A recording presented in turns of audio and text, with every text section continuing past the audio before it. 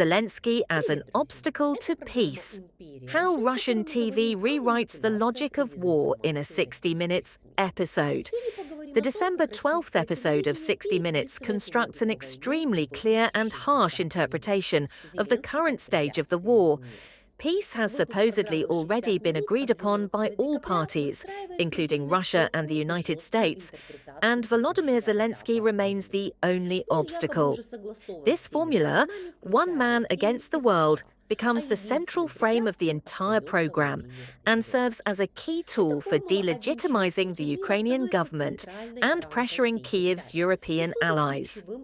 For a Western observer, the content of individual statements is not as important as the structure of the argumentation and the rhetorical devices with which the viewer is encouraged to accept this narrative as the only possible one. 1.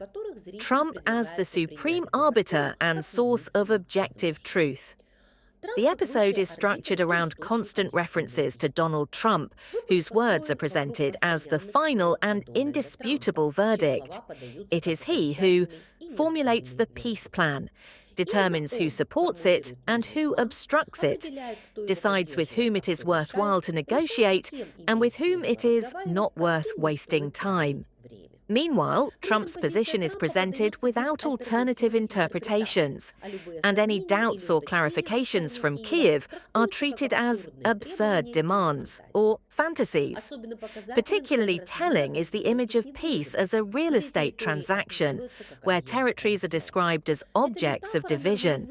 This metaphor normalizes the very idea of territorial concessions and shifts the conversation from the realm of international law to that of commercial bargaining.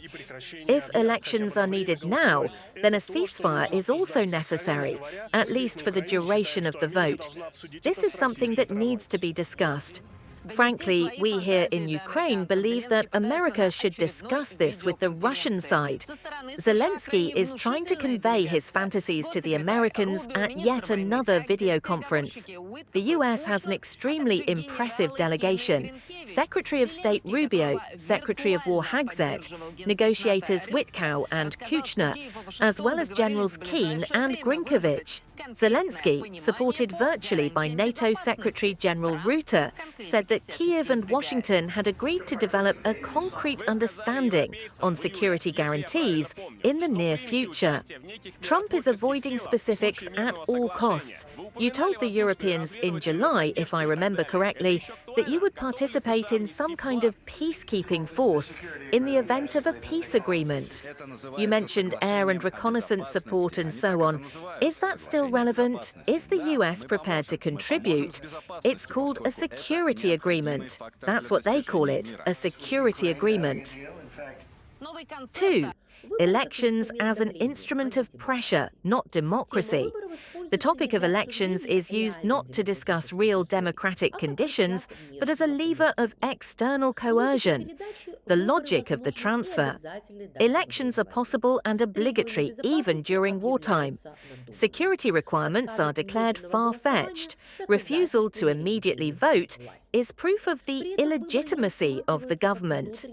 At the same time, elections are not considered an internal right of Ukrainian society. They are presented as a technical procedure that can be organized if Kyiv stops resisting and agrees to a ceasefire on US terms. It's important to note that in this scheme, the people of Ukraine are mentioned only abstractly, while real decisions, deadlines and parameters are discussed exclusively between the US, Russia and, at best, Europe. 3. Demilitarization and a free economic zone, a blurry map of compromise.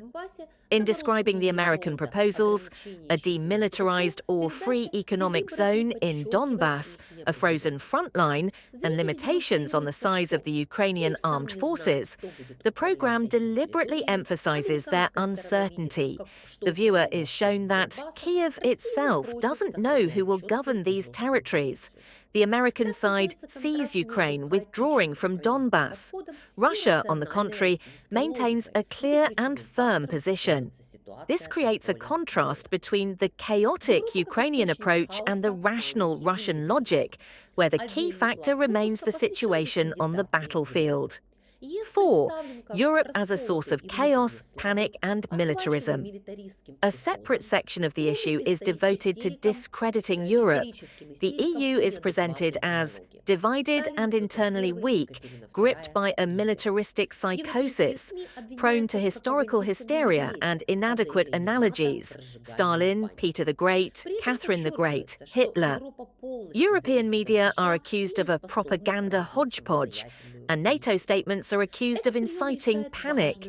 It is emphasized that Europe is completely dependent on the US and incapable of pursuing an independent policy.